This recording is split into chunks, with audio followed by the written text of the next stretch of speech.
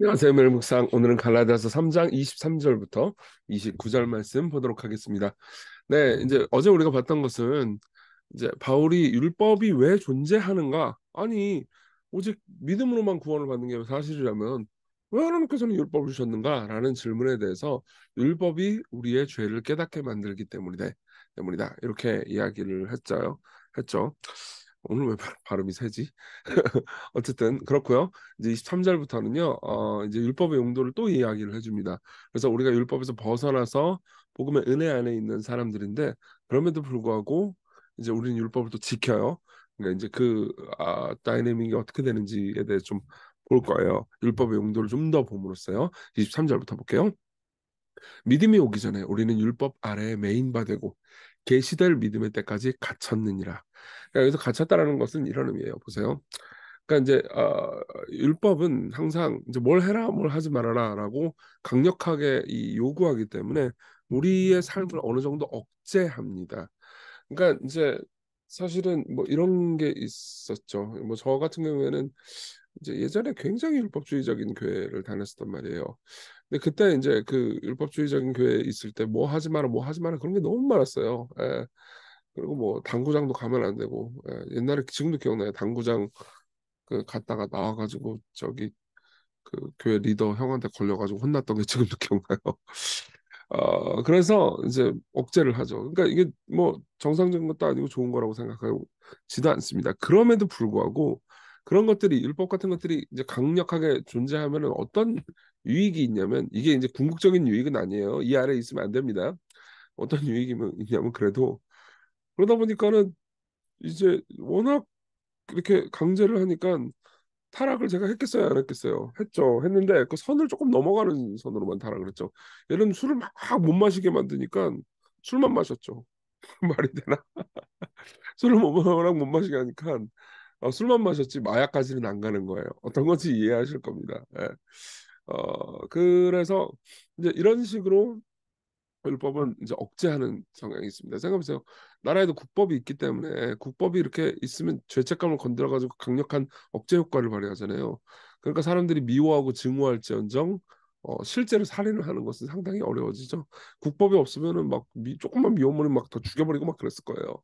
그러니까 율법은 성경의 율법이든 이제 국가의 법이든 어떤 강제력은 우리를 어느 정도는 이제 강제하는 가치는 용도가 있는 거예요. 그러니까 그것도 이제 하나님께서 의도하신 겁니다. 그렇지만 궁극적인 건 아니죠. 근데 어쨌든 믿음이 오기 전에는 이제 이거는 예수 그리스도께서 이 땅에 오시기 전에라고 보는 것도 있지만은 궁극적으로 이제 각 개인에게 예수 그리스도를 믿는 믿음으로 율법으로부터 해방되기 전에는 죄책감 때문에 순종을 하게 된다는 거예요. 예. 그리고 죄책감 때문에 순종하니까는 어느 정도는 늘 율법이 싫은데 억지로 순종을 하게 되는 거죠.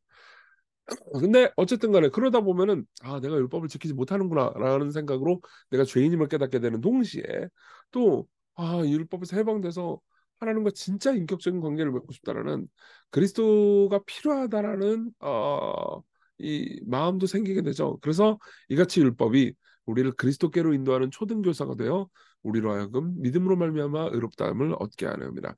여기서 초등교사라고 번역된 이 단어는요, 이게 초등학교 교사를 의미하는 게 아니고 고대는 이런 이제 이 사람이 있었어요. 아주 엄하게 아이를 훈육하면서 이제 전문 교사에게로 인도할 때까지 삶의 습관을 만들어주는 교사가 있었어요. 그게 이제 초등교사입니다. 그러니까 율법 아래에 있을 때 어느 정도는 초등교사 아래에서 내가 엄격하게 훈련을 받다가 결국 믿음으로 말미암아서 하나님께 의롭다함을 받게 된다. 이런 이야기를 하는 거죠. 그래서 어떻게 했냐? 믿음이 온 후로는 우리가 초등교사 아래 있지 않아요. 마치 종처럼 굴지 않습니다.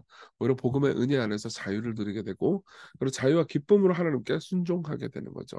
그러면서 27절 누구든지 그리스도와 합하기 위해 세례를 받은 자는 그리스도로 옷 입었느니라 이렇게 표현을 합니다. 그러니까 이제 더 이상 종이 아니고 그리스도와 옷 입으로 말미로 말미암아서 그리스도와 연합을 했다는 거죠. 예. 그러니까 그리스도와 함께 됐다는 겁니다. 요거는 조금 더 27절은 이따 적용할 때 좀 더 자세히 설명을 해볼게요. 그래서 그 결과 어떻게 됩니까? 복음의 은혜 안에서 우리가 믿음으로 어떤 일이 벌어지냐면 너는 유대인이나 헬라인이나 종이나 자유인이나 남자나 여자나 다 그리스도 예수 안에서 하나이니라. 그죠? 그러니까 세상의 신분이나 세상의 이렇게 그런 높낮이 이런 것들도 다 철폐된다는 거죠. 왜요? 예수 그리스도로 옷 입었으니까. 이해되시죠? 예수 그리스도로 옷 입었다는 것은 예수 그리스도의 신분을 가졌다는 의미예요. 당시의 옷은 신분을 좀 이따 할 얘기 벌써 하네. 신분을 말해주는 것이기도 했거든요. 지체 높은 신분들만 좋은 옷을 입고 다녔고, 그리고 사실은 신분이 낮은 사람들은 신발 같은 것들은 신고 다니지도 못했어요. 지금도 어느 정도 그것을 반영해 주죠.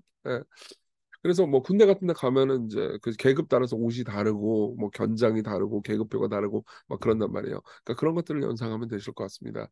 그래서 이제 과거에는 뭐예요? 유대인이 헬라인을 깔봤고요. 그리고 자유인이 종을 깔봤죠. 그리고 남자가 여자를 깔봤습니다. 이제 그런 거 다 없습니다. 모두가 우리가 그리스도만큼의 가치를 지녀서 평등해졌다. 이런 의미입니다. 그리고 너희가 그리스도의 것이면 곧 아브라함의 자손이요 약속대로 유업을 입을지 아니라, 그러니까 하나님께서 아브라함에게 약속하신 모든 좋은 복들 있잖아요. 하나님께서 기업을 주시고 하나님의 사랑을 주시고 또 자손을 주시고 복된 삶을 주시는 그 모든 기업을 예수 그리스도 안에서 조건 없이 받을 수 있게 되었다. 그래서 거기까지 이르기 위해서 율법은 제한적인 용도로 하나님께서 주신 것이지 율법이 우리를 구원하는 것은 아니다. 이렇게 이야기를 하는 거죠. 자, 여기까지 우리 말씀 봤고요. 적용을 해봅시다. 첫 번째, 율법의 용도를 좀 다시 한번 정리해 드릴게요. 첫째, 율법은 우리의 죄를 보여줍니다. 둘째, 율법은 죄를 어느 정도 억제합니다. 그렇다고 실제로 죄를 변화시키는 건 아니에요. 예를 들면 국법이 있기 때문에 사람들이 막 사람을 죽이고 다닐 수는 없지만은 그럼에도 불구하고 미움, 다툼, 시기, 질투가 계속 죽을 것 같이 우리를 고통스럽게 만들기도 하죠. 그러니까 궁극적으로 죄를 해결하는 게 아니에요. 예. 그리고 셋째, 율법은 우리를 결국 복음으로 그리스도께로 인도합니다. 그러니까 율법 아래에 있을 때 우리는 우리가 죄인임을 깨닫고 예수님의 사랑과 은혜가 필요함을 배우게 되는 거죠. 그래서 여러분들이 여전히 죄책감 아래에서 순종하고 죄책감 아래에서 교회 생활을 하고 죄책감 아래에서 삶을 살고 있다면 여러분들은 복음을 아직 그러니까 완전히 이해하지 못한 겁니다. 샌드 밀슨이라는 사람이 이제 갈라디아서를 강의하면서 이런 이야기를 해요. 우리가 하는 좋은 일들 중에서도 죄책감에서 비롯된 게 아주 많다고. 우리는 기도해야 하기 때문에 기도하고 기도 안 하면 죄책감 느껴지니까 이번한 사람에게 속을 했다는 죄책감을 느끼고 싶지 않아서 병문안을 가며 이웃이 지난달에 나에게 먼저 베풀었기 때문에 그와 음식을 나눈다. 더 나아가 우리는 진짜 죄책감과 거짓 죄책감을 구분하기 위해서 애쓴다. 그러나 사실 심리적으로는 두 가지가 같은 느낌이다. 이렇게 이야기를 합니다. 복음은 우리를 죄책감에서 순종하게 만드는 것이 아니고 어떻게 해요? 이웃을 사랑하기 때문에 병문안을 가게 만듭니다. 이웃을 사랑하기 때문에 음식을 나누게 만들죠. 하나님을 사랑하기 때문에 예배하게 만듭니다. 이것이 바울이 진짜 구원받은 상태, 하나님을 향해서 살아가는 상태라고 말하는 거죠. 자, 그리고 두 번째로는요, 우리가 그리스도 안에서 받는 위로를 생각해 봅시다. 여러분, 옷, 아까 우리 봤죠? 27절. 그리스도 합하기 위해서 세례를 받은 사람은 그리스도로 옷 입었다고요. 세례를 받았을 때 우리는 그리스도로 옷 입었다라는 것을 표현해 주는 겁니다. 네, 이건 여러 가지 중의적인 의미가 있어요. 세 가지 정도를 얘기할 수 있을 것 같은데요. 첫 번째로는 옷은 우리의 정체성을 말해줍니다. 여러분 보세요. 제가 몸이 더럽다고 해보세요. 실제는 깨끗해요. 근데 몸이 더러워도 제가 깨끗한 옷을 여러분들 앞에 입고 있으니까는 제가 깨끗하게 보이는 거잖아요. 그렇죠? 마찬가지예요. 우리가 죄인이어도 그리스도로 옷 입고 있기 때문에 하나님께서는 우리를 그리스도만큼 깨끗하다고 여겨 주십니다. 그리고 두 번째로 옷은 우리를 보호하죠. 옷은 제일 우리 몸에 가까이 있죠. 옷이 없으면 추위나 어떤 뭐 이렇게 여러 가지 것들을 견딜 수 없을 겁니다. 가끔가다 우리가 삶을 이렇게 보면 나뭇가지나 뭐 근처에서 이렇게 어깨나 이런 데가 좀 긁힐 때가 있잖아요. 그렇죠? 그래도 옷을 두툼하게 입고 있으면 보호를 받죠. 그래서 옷이 좀 찢어질 뿐이지 내 몸이 찢어지는 건 아니잖아요. 그렇죠? 그런 것처럼 옷은 가장 가까이서 우리를 보호하는 역할을 합니다. 추위와 더위에서도 우리를 보호하죠. 그리스도께서 우리를 보호하시는데 우리의 탁 가까이 있어서 우리 함께 하심으로써 우리를 보호하신다는 것을 말해주죠. 세 번째로는 옷은 우리를 교정합니다. 이 보세요. 이게 막 그런 거 있잖아요. 다이어트 하는 사람들은 몸에 딱 맞는 옷을 입어야 돼요. pompo지만 트레이닝을 입고 있으면 계속 먹고 그리고 계속 커지죠. 게다가 이런 것도 있습니다. 뭐 예를 들면 뼈가 부러지잖아요. 그러면 기부스를 하죠. 왜냐면 움직이면 안 되니까. 그렇죠? 그러니까 옷은 어느 정도 우리를 교정합니다. 기브스나 이런 것들도 전부 다 옷의 한 형태잖아요. 그렇죠? 실제로 로마서 13장 14절은 이렇게 말합니다. 오직 주 예수 그리스도로 옷 입고 정욕을 위하여 육신의 일을 도모하지 말라. 그러니까 그분이 하신 일을 모본으로 삼아서 그분을 따라서 내가 원하는 대로 행동하지 않고 그분의 영광을 보면서 그분을 따라서 행동하잖아요. 그러면 그리스도로 옷 입는 거죠. 이해하시죠? 그죠? 자, 이게 바로 그리스도로 옷 입는다라는 것의 의미입니다. 우리 이것을 깊이 생각하면서 같이 기도했으면 좋겠어요. 첫 번째로는 율법을 보고 내 죄를 보면서 예수님을 따라서 죄책감 때문이 아니고 기쁨으로 순종하는 마음 달라고 그렇게 기도하고요. 두 번째로 우리 옷이 되신 예수님, 예수님을 신뢰하고 찬양하고 순종하며 예수 그리스도로 옷 입고 오늘을 당신을 따라 살게 해달라고 우리 같이 기도합시다.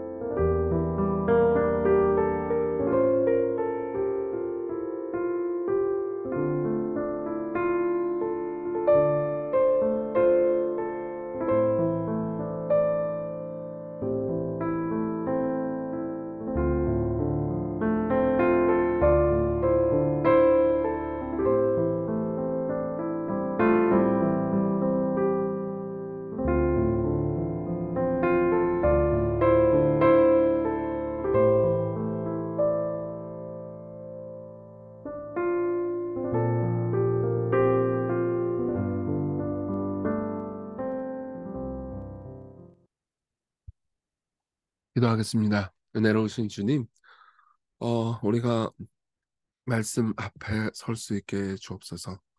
말씀을 따르게 해 주옵소서. 말씀의 은혜 안에서 살아가게 해 주옵소서. 음, 음, 말씀이 우리에게 말해주는 율법의 뜻을 생각하며 말씀이 우리에게 가르쳐주는 예수 그리스도의 아름다움을 보고 예수 그리스도로 옷 입고 오늘을 살게 해 주옵소서. 예수님 이름으로 기도했습니다. 아멘. 네, 하나님의 은혜 안에서 오늘 기쁜 하루 보내세요.